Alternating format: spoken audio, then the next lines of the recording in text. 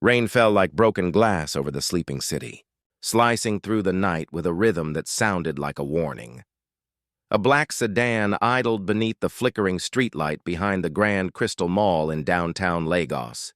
Its engine purred low, patient, like a beast waiting to bite.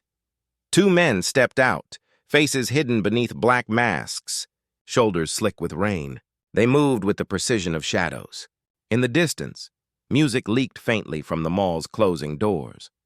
A young woman walked toward the parking lot, holding a small designer bag and an umbrella trimmed in gold. Her name was Zara Adewale, 24, confident, unaware that danger had already memorized her steps. The men followed silently. One tapped his earpiece. "Target in sight," he muttered in Korean. From the car, a calm, accented voice replied, "No mistakes tonight. Bring her to me, alive." The umbrella trembled when she reached for her car keys. A sharp sting shot through her arm, something like a needle prick. The world spun. Her purse slipped. The rain grew louder, crueler. In the swirl of confusion, the masked men caught her before her body hit the wet ground. They dragged her toward the waiting sedan. Inside the car sat Ji-hoon, the new face of the Korean underworld. A serpent tattoo curled around his forearm. A lion's head glared from his neck. His black shirt sleeves were folded neatly, showing veins like coiled wire. He watched through the window as they forced the woman into the trunk. "Close it," he ordered. His voice was ice. The trunk slammed shut. The thud echoed down the alley like the sound of a grave ceiling. "Let's move," said the driver. As the sedan rolled into the flooded street, lightning flashed. For a brief moment, Ji-hoon's reflection stared back at him. Handsome, cold, hungry for power. He lit a cigarette and exhaled smoke that curled into the dim light. "No one embarrasses me and walks away," he whispered. From inside the trunk came a muffled cry. "Please, let me go," he smirked. "She still has the strength to beg." "Good." The driver hesitated. "Boss, you sure she's the one?" Ji-hoon's eyes narrowed. "She slapped me in front of the whole mall. You think I'd forget that face?" Outside, thunder cracked open the sky. Rain hit the windshield in furious waves, drumming against the car's heartbeat. Ji-hoon closed his eyes, letting the rhythm feed his rage. Inside, the trunk Zara clawed against the metal, gasping for air. The smell of gasoline filled her lungs. Her wrists ached where the rope bit into her skin. She thought of her father, his warm laugh, his strong hand guiding her through childhood storms. "Daddy will find me," she told herself. "He always does." Her pendant pressed against her chest, a small gold piece shaped like the African continent, a gift from him. She whispered into the darkness, "God, please let him hear my heartbeat wherever he is." The car turned sharply. Her body slammed against the side. Pain shot through her ribs. "Still," she whispered, "I will not break." Inside the car, Ji-hoon flicked ash out of the window. His phone buzzed. The caller ID glowed, Adewale Enterprises. He didn't recognize the name. He ignored it. "Boss," his guard said quietly, "why not just leave her? She's rich, important. You don't need this trouble." Ji-hoon smiled thinly. "Trouble builds empires. Fear builds loyalty." He leaned back, eyes glinting. "And tonight, Lagos will remember my name." The car sped into the industrial district, away from light, away from witnesses. Meanwhile, on the 48th floor of a luxury hotel in Seoul, Mr. Adewale, African billionaire, business magnate, and man of frightening calm, stood by the window overlooking the neon city. He was in a midnight blue suit, collar sharp, wristwatch gleaming like a quiet moon. His phone vibrated once, twice, then stopped. He glanced at it, frowning, then turned back to his glass of whiskey. Something inside him stirred, a whisper of unease, a father's instinct. He called his assistant. "Kemi, reach Zara for me." "Yes, sir," she answered from Lagos. Seconds later, her voice returned, trembling. "Sir, her driver says she never came out of the mall." The glass slipped from his fingers and shattered on the marble floor. For the first time in 20 years, the unshakable Adewale froze. Back to the car, Zara's faint sobs mixed with the rain. Ji-hoon's driver slowed near the docks, engines humming from anchored ships. "Here, boss?" the driver asked. "Yes," Ji-hoon said. "The sea keeps secrets better than men." He opened the trunk. Zara squinted at the sudden light, tears mixing with rain. Ji-hoon crouched down beside her, eyes glowing like a predator's. He brushed a wet strand of hair from her face. "You should not have slapped me," he said softly. She met his gaze, defiant even through fear. "And you should not have followed me." A slow smile crept across his lips. "Feisty, I like that. But you'll learn respect soon." He turned away and signaled to his men. "Take her to the warehouse." As they dragged her away, thunder rolled again. Deep, angry, endless. In the dark corners of power, men forget that even lions bleed when they hunt the wrong prey. Tonight, the Korean mafia had caught the wrong lion's cub, and before dawn, the hunter would become the hunted. But Ji-hoon didn't know it yet. Before we go further, hit that subscribe button and tell me where in the world you're watching this from, because what happens next will shake the empire of two powerful men. Morning broke over Lagos in shades of gold and smoke. The city was awake, but one building stood taller than its noise, Adewale Holdings Tower. On its top floor, power moved like perfume, silent, invisible, undeniable. Mr. Adewale stood before the glass wall, watching the city he built. He was 48, with silver at his temples and confidence carved into every line of his face. His suit was charcoal, his voice smooth velvet. When he spoke, even the air seemed to wait. "In business," he told his board, "silence is not weakness. It's a strategy." The men around the table nodded, half in respect, half in fear. He smiled faintly, charm that could disarm an army, then dismissed them with a flick of his hand. Power didn't need volume. It needed certainty. Across town, Zara Adewale stepped out of her car in a swirl of lilac perfume. 24, radiant and restless, she had her father's sharp eyes but her mother's grace. The camera of fate already followed her. She just didn't know it. She adjusted her sunglasses and laughed with her friend in the mall courtyard. "People stare, Z," her friend whispered. "Let them," Zara said. "Beauty isn't a secret. It's a language." Across the ocean, Seoul, South Korea, in a private lounge draped in red light, Ji-hoon counted money with the boredom of a king who wanted war. A lion tattoo flexed on his neck each time he moved. His empire ran on fear and favors, and both were running low. He poured himself soju and said to his lieutenant, "Africa is soft money, gold, oil, politics. We need a partner." The lieutenant hesitated. "Sir, the richest African in Seoul is Adewale." Ji-hoon's lips curved. "Then I will be his friend." Back in Lagos that evening, Adewale hosted a charity gala, the kind where champagne flowed like promises. The crowd glittered. Zara entered in a white gown that made silence ripple through the hall. Her father looked at her the way men look at the last good thing in a broken world. "You remind me of your mother," he said softly. "Then I must be doing something right," she replied, smiling. The master of ceremonies announced a surprise guest, a tall Korean businessman in a tailored black suit, Ji-hoon Park, CEO of Daesan Imports. The room murmured. He approached Adewale with a bow and a grin. "Mr. Adewale, it's an honor. Korea admires men who conquer markets the way you conquer continents." Adewale chuckled. "Flattery is cheap, Mr. Park. Trust is expensive." "Then allow me to earn it," Ji-hoon said. Their handshake lasted a second too long. Power recognizing power.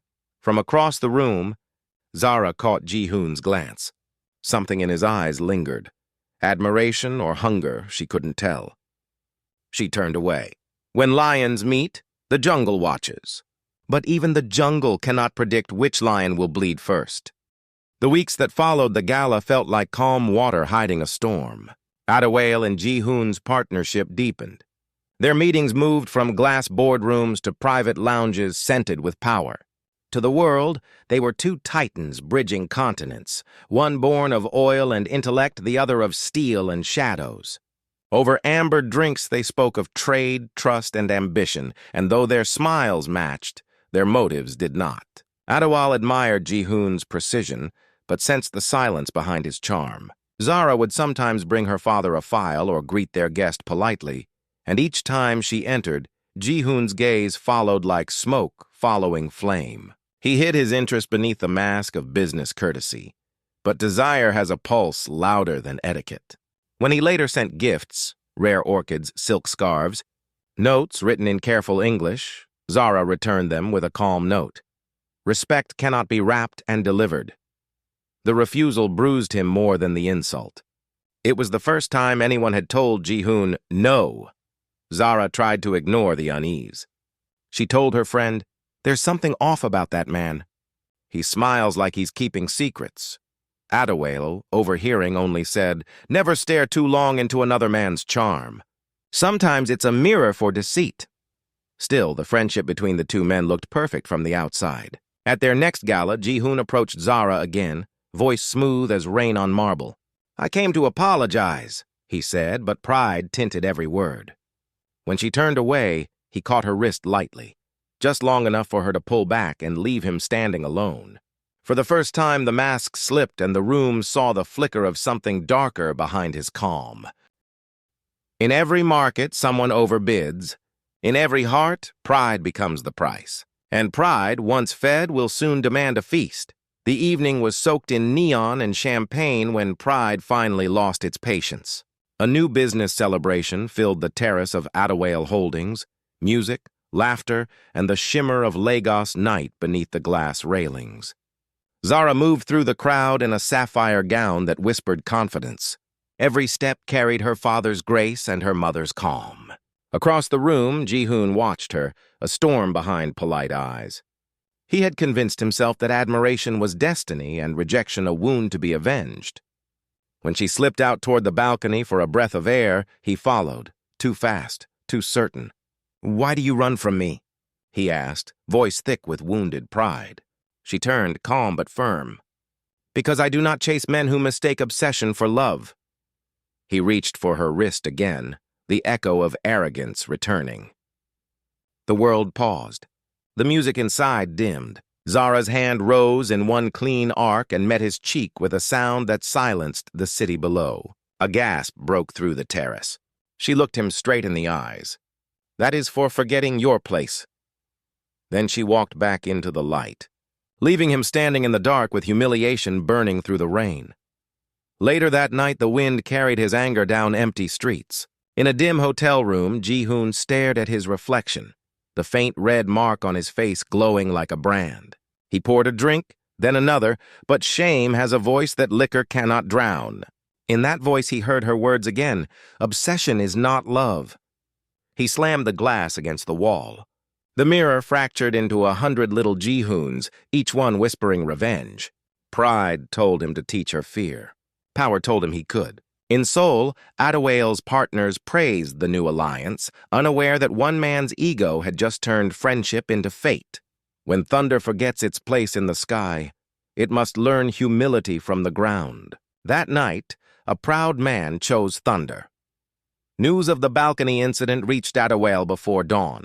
Lagos never sleeps, and neither do its rumors. By sunrise, whispers had crossed oceans. He stood in his private study, city lights fading behind him, a storm gathering quietly in his eyes. The assistant entered, hesitant. "Sir, there was an altercation last night. The Korean investor offended Miss Zara." Adewale's voice remained calm, but his tone carried iron. Offended or disrespected? When she hesitated, he already knew. He dismissed the meeting scheduled for Seoul, canceled contracts, and ordered a background check so deep it scraped the underworld. Within hours, his private network began to unearth truths about Ji-hoon that smelled of smoke and blood, old debts, old crimes, names erased from records. Adewale's rage was not loud. It was the kind that carved silence sharp enough to wound. "A man can borrow trust," he murmured, "but he must repay it in honor. This one has defaulted." Meanwhile, Ji-hoon hid his humiliation behind forced laughter at his headquarters, pretending business as usual. Yet every phone call he made returned colder than the last. Deals were freezing, partners backing away under quiet pressure. Adewale's reach was long, and the city's respect for him longer. Zara tried to reason with her father, pleading, "Do not start a war for my pride." He looked at her and said, "I am not starting a war, my child. I am reminding the world whose name you carry." Late that night, the city slept, but vengeance did not. Ji-hoon's pride burned hotter than his whiskey. The more he replayed Zara's slap, the more the sting became a wound on his name. By dawn, he had made his decision. "Find the girl," he told his men. "Alive! She will learn what it means to humiliate me." Rain returned to Lagos like judgment. Zara drove alone after leaving a late charity rehearsal, unaware of the black sedan that had followed her since the toll gate. At a quiet intersection, the light flickered red. A van pulled beside her, headlights blinding. Before she could react, a door slammed. Two men in dark raincoats moved fast. One yanked her door open, the other pressed a cloth against her face. The world spun into muffled sirens and shadows. When she woke, her wrists were bound, her throat dry. The floor beneath her smelled of salt and rust. She realized she was inside a cargo warehouse near the docks, rain hammering the tin roof above. Through the haze, she heard Ji-hoon's voice, calm, cold, deliberate. "You shouldn't have run from me, Zara. I gave you a chance to walk beside power. Now you'll crawl until you understand it." He turned away before she could speak, the sound of her chains echoing in the dark like broken glass. The sun was sliding behind Lagos, bleeding gold into the glass of Adewale's office windows. He loosened his tie, glancing at the clock. 9:17 p.m. Zara should have been home hours ago. He reached for the phone. "Call Zara," he said. The line rang. Once, twice, no answer. Adewale frowned. His instinct, the one that had built empires and broken rivals, whispered that something was wrong. He called his manager next. "Where is she?" The man's voice trembled through the speaker. "Sir, she hasn't come home. I thought she might still be at the charity rehearsal." The crystal tumbler on Adewale's desk cracked under his grip. His tone dropped to a whisper sharp enough to cut glass. "Listen to me carefully. Find her. Now. If anything has happened to my daughter, I swear by everything I own there will be nowhere in this city for you or for the man who touched her to hide." The manager froze, breath caught between fear and apology. In 10 years of service, he had never heard that voice, the one that turned boardrooms to battlefields. Moments later, the phone rang again, a trembling voice on the other end. "Sir, it's true. She was taken. There are witnesses. It's Ji-hoon. His men were seen near the docks." The silence that followed felt heavier than thunder. Adewale closed his eyes once, then opened them with the calm of a storm finding its shape. "Get me everything on that man," he said. "Every deal, every debt, every ghost he ever made. Tonight, the ground beneath him disappears. When a lion loses its cub, the jungle does not sleep. It listens, because it knows something fierce is about to wake." The more Adewale's investigators dug, the darker Ji-hoon's shadow became. Beneath the polish of business files lay a trail of vanished partners, sealed court documents, and a brother whose disappearance in Seoul was whispered but never solved. When the report reached Adewale's desk, he read every page in silence, the light from his office window carving lines of resolve across his face. "A man who hides his past," he said, "builds his future on sand." He sent a single-coded message to an old friend in Korea, a man once called General Han, now a quiet advisor who owed him a life debt.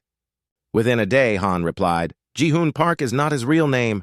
He was born Choi Gun-woo, son of a smuggler, wanted in 3 provinces." Adewale closed the file gently like a priest closing a Bible after confession.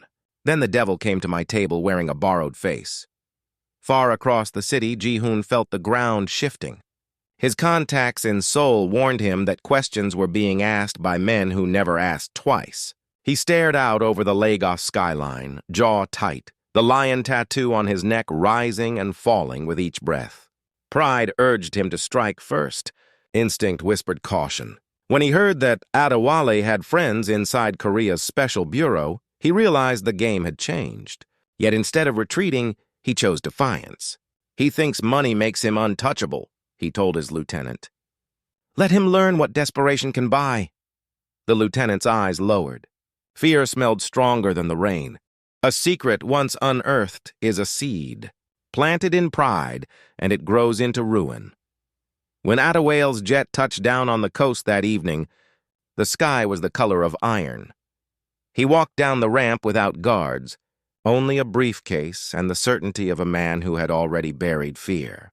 Kemi met him at the car. "Sir, we traced their last signal to the old docks," she said. "We think Ji-hoon is hiding there." Adewale nodded once. "Then we stop waiting for God to punish evil. We go remind it that he sees." His convoy cut through the sleeping city toward the harbor, engines low, headlights off.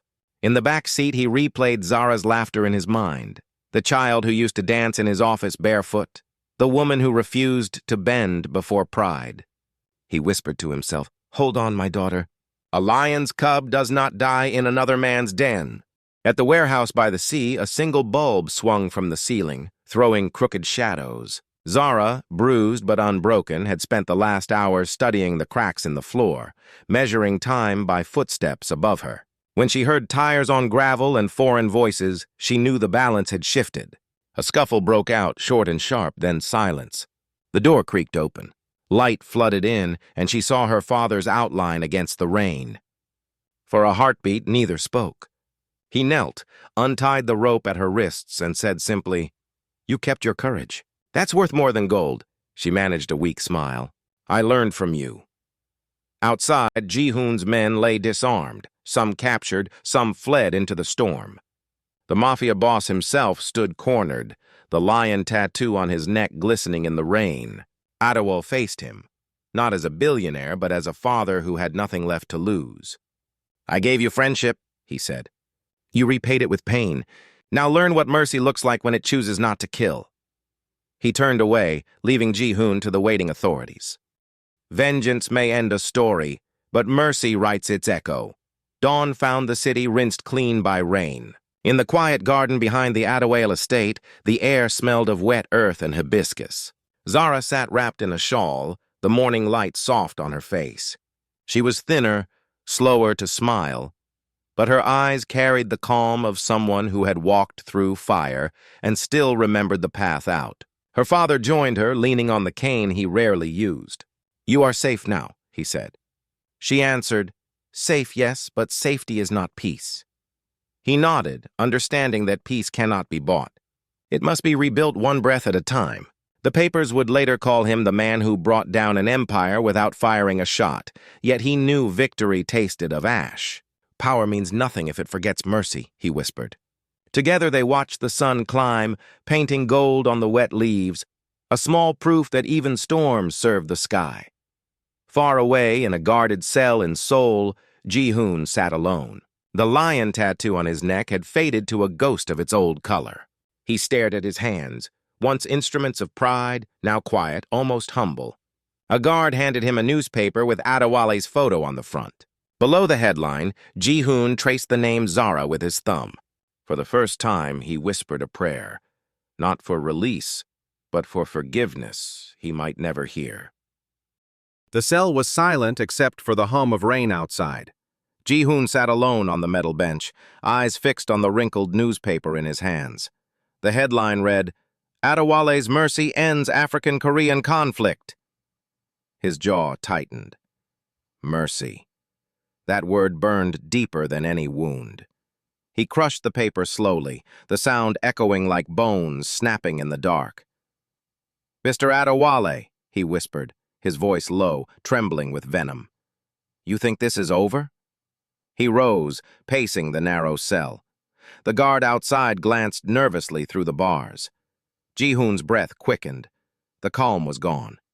He dragged his palm across the cold concrete wall until his knuckles split, and with a trembling finger, he scrawled 3 uneven words across the gray surface. "I want revenge." Blood glistened under the flicker of the single bulb, and for a moment, his reflection in the metal bars looked less like a prisoner and more like a ghost resurrected by rage. He turned his gaze to the window slit, rain dripping down the bars like tears, and whispered, "You took my freedom, Adewale, but I still own the storm." Mercy spares the guilty, but pride never sleeps. Some stories end in forgiveness, others in fire. If you want part 2 of this story, hit that like button. So, my friend, you've reached the end of this story, but tell me, what did your heart feel while walking beside these characters? Did you pity the man who lost everything to pride, or did you cheer for the woman who stood tall even in chains? Drop your thoughts below in the comments. I want to hear your voice, because every tale we tell is not just a story. It's a mirror. Somewhere inside Ji-hoon's arrogance, Adewale's silence, or Zara's courage, you might see a reflection of yourself.